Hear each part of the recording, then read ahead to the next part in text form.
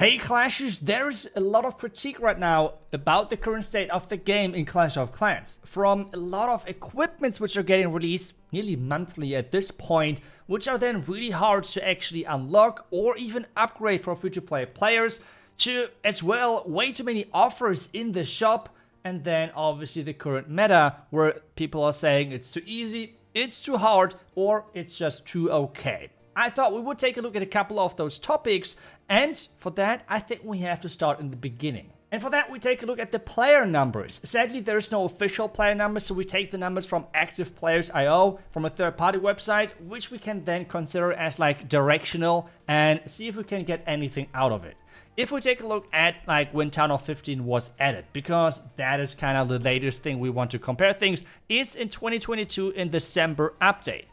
The game averaged around 96 million players every month. That is crazy. That is an insane number, which is just mind-blowing. But if we take a look at the end of Town Hall 15 and the Town Hall 15 meta, which was in December of 2023, we are already nearly down by 20 million players. And I feel like this overall drastic drop-off of players has resulted in then some decisions from Supercell, which we are noticing right now with more offers and all of those crazy things. So I feel like we should take a look at the reactions of Supercell and how they were trying to like change this downtrend, starting things off with a meta change. And the first changes there happened with the Town Hall 16 update. Things were made way easier. So for example, the Rage Tower was nerfed a lot. The same as, for example, the Town Hall Poison and many other defenses caught some little nerfs. All of those together added up to make sure that Town Hall 16 is way easier and way more enjoyable for the big audience. Because I see a lot of times the comment of esports keeping this game alive. But is that actually the case? Let's compare some numbers. Because if we take a look at the official broadcast, like the official live streams of those esports events, we can then kind of take a look at how many people are actually interested in esports, and how is then the statement of esports is keeping the game alive being relevant. So we have 1 million views, a little bit more than 1 million views for the final, the big final of the World Championship. While on the other side, qualifiers having around 250 to 50,000 views, which is obviously then way lower. If we take an average between those two, we are coming to a conclusion that not even 1% of the entire player base is even interested in esports. We're not taking a look at the esports players, where people are saying it's less than 1% of the 1% community. No, we're combining the viewers with the esports players, and they are still way below the 1% mark. So with that being said, how relevant is esports then really to Clash of Clans? And isn't that more about like Clash of Clans and Supercell kind of really showing respect to those really committed players and even hosting such a tournament, because it clearly does not keep the game alive, and it's more about like it's really small community which is really ambitious and obviously dedicated to the game. So I think that was the first good change, but don't get me wrong. I think overall the game should be fun for casuals and for the esports players. This is why I'm personally pushing for the idea of an esports mode now for quite some time. But what exactly would that be, and how exactly would that look like? So first off, if you're posting a friendly challenge, for example, you could have indicators of like, I don't know, having defenses dealing 20% more damage, attacking troops dealing 20% less damage, or whatever those numbers would look like. With those modifiers, you could have the esports experience, which was clearly the best for Town Hall 15, while at the same time having a Town Hall 14 and Town Hall 16 like meta, which is clearly the best for the game. Both of them could then exist at the same time, while both communities would be happy, the game and obviously the player numbers would go up, while as well the excitement for watching pro matches would go up as well, so it would be a win-win for everyone. The question now is, does Supercell dedicate the time into an esports mode like this? As well, talking about the current balance, yes, I agree. I think the Root Riders are still maybe a little bit strong, let's put it that way. I think a small little nerf could still help. As well, one thing as well what I would like to see is a small little buff to the multi-archer tower, and another thing which I would like to see is, well, we have to address it. We have to address the elephant in the room, or more like the fox in the room, the Spirit Fox being a little bit too strong as well. I think all of those would be small changes, which would not change the overall difficulty level of the game, which would not really like recreate a Town Hall 15 2.0 meta. It wouldn't even be close. It's more about like bringing everything more in line again. I think that could actually be like a really nice thing overall for the game without making it too easy, without making it too hard. But I think that would be changes I would personally like to see at least. But let's move on with other changes Supercell has done to somehow stop this downtrend of players quitting the game. Because let's keep in mind what type of updates we had over the year of 2023. There was first the big builder base update, the builder base 2.0, the big rework. Most people were not that excited about it. There were too many bugs as well with the release, which was a big downtrend then for the update itself. And even if some ideas were really nice, it gave overall the update as a whole a really bad impression. The update right after with the Town Hall 15 2.0 update, where the remaining defenses were added, again only catered to the hardcore players, which, well, as we already showcased, are just a minority in the game. For most people, Town Hall 15 was probably the least favorite and the worst Town Hall update of the history of Clash of Clans, with it just being really demotivating to play and just way too hard to get any success. So, well, what is the change then? Supercell already announced then for 2024 that the main focus point is this, the home village, because they have noticed builder base and clan capital. Apparently, they don't really do that great overall as updates compared to home village, which is understandable because let's be honest, let's face it, most of us have started the game probably because of this, the grind in home village, the grind of getting and chasing the dream of getting to a maxed state and upgrading your village. So this is going to be a really important thing for this year. As well, I hope that there's going to be a lot of quality of life changes, like for example what they have started with the chat. I still hope that we see some more improvements for the chat, like for example that you can pin army compositions and stuff like that, and overall it's going to be improved over time. But I would say it's a nice start. But obviously there were more changes happening to Clash over the time. Because the next thing which Supercell did is releasing Town Hall 16 way earlier than expected. And I feel like that was really the start as well, where their marketing was concentrating a lot on revenue, at least from my impression.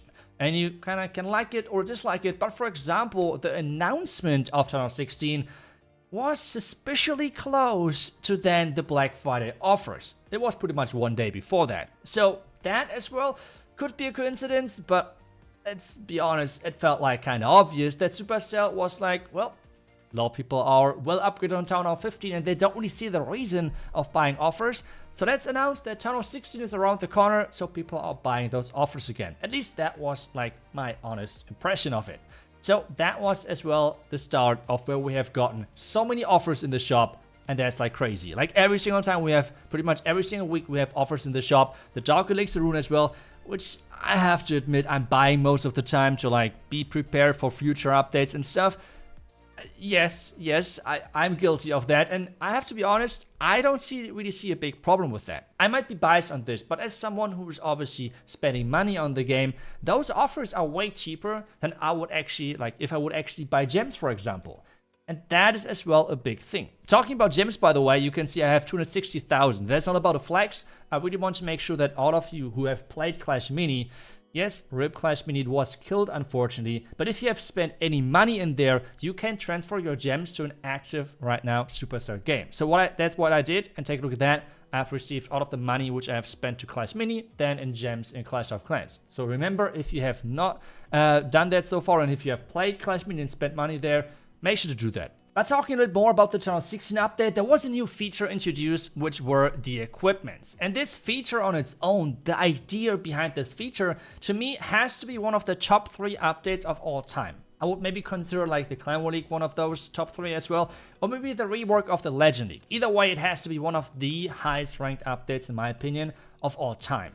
But as well, only talking about the base idea of equipments, of having new abilities for your heroes and kind of personalizing the abilities based on the strategies you play. The problem with this equipment system is, well, the progression, and that to me is a big problem. In the beginning, when they were introduced, I felt like it was okay. You had the income of the daily attacks, you had the income of the clan wars, for example, and obviously there was an event really early on. overall, I think it was pretty okay. It wasn't the fastest progression, but I think it was okay, and it was people could manage their equipments and get a decent level on them kind of quick.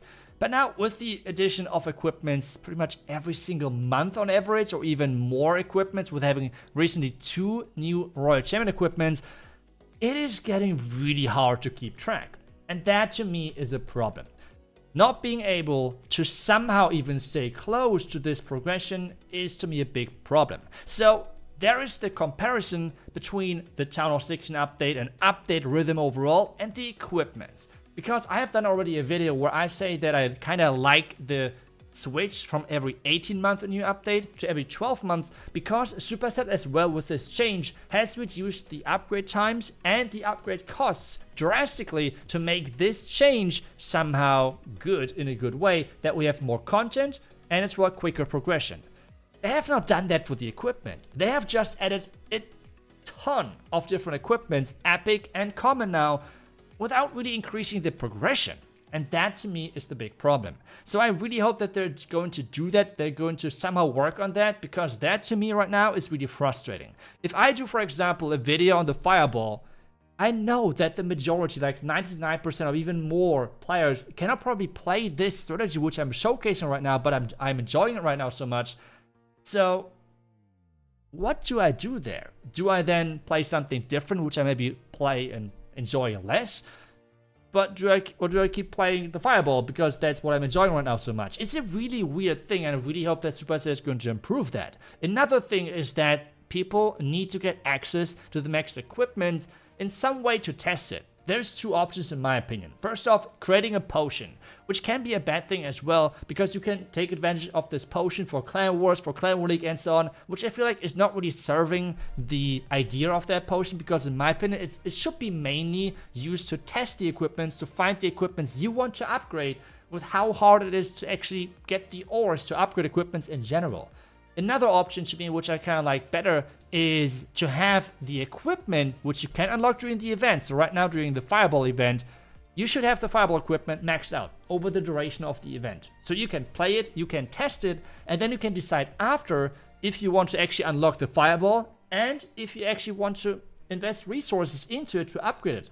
Both options would be nice. To keep this even further and push this even further, one thing which I'm criticizing about Supercell for now years, to be honest, is their transparency. Why is there not a roadmap? That's the main question. Make it easy. Make it understandable for players. Okay, we have last month, we had, for example, the Archer Queen equipment, if I remember correctly. This month, we have the Fireball equipment. Why isn't there a roadmap which is kind of announcing such things? Because then people could already manage their ores way better, because they don't have that many. Like, if you have already upgraded something different, why should you then invest ores into like something which you have never heard of, right? So this right now, overall, the progression system about the equipments is, in my opinion, just completely messed up. And I hope that Supercell is going to rework that completely. That is something which I think is really important. I really want to mention 2 more things. First off, people were confused because I was kind of downplaying the Fireball a little bit with the first videos. That was intentional, okay? The reason why I did that is because I felt like the Fireball only is efficient if you have it maxed out or close to maxed out. And I kind of know that people don't have the resources, I don't have the ores, as I already criticized in this video. So I tried to get people not too excited, and I wanted to say as well, you should probably get resources like ores on this one instead of buying the equipment and then buy it later. Maybe stack right now your equipment, stack your resources, and then buy the equipment later with the gems and then upgrade it. Because right now, most of you who would buy it, you could not upgrade it. So it's kind of useless if it's good or bad, right? Like, it doesn't really do anything. At least that was the idea behind it. If you disliked or not disliked it, but that was kind of the idea behind it, why I wasn't as excited in the first video about the Fireball. As well, something I really want to highlight, and that is more about like opinion videos like these in general from Supercell creators. I have seen so many times that creators, obviously myself and others included, are like people are just saying, well, your opinion doesn't matter because you're getting paid by Supercell. And that is, it's so wrong, it's so stupid, but I want to explain it anyways, okay? Because if you actually follow this pattern, you could say, well, it's your bias because you're getting paid by Supercell with the creator code. But people then stop there. And that's the big problem. Because think about it. Where is that money coming from? Is Supercell saying like, oh yeah, iTzu or whoever, like a Supercell creator, we want to pay you some money for the creator code? Nope, that's not really how it works. That's not how their business works. We're getting the money when you guys, the community, the viewers, are actually using our creator code.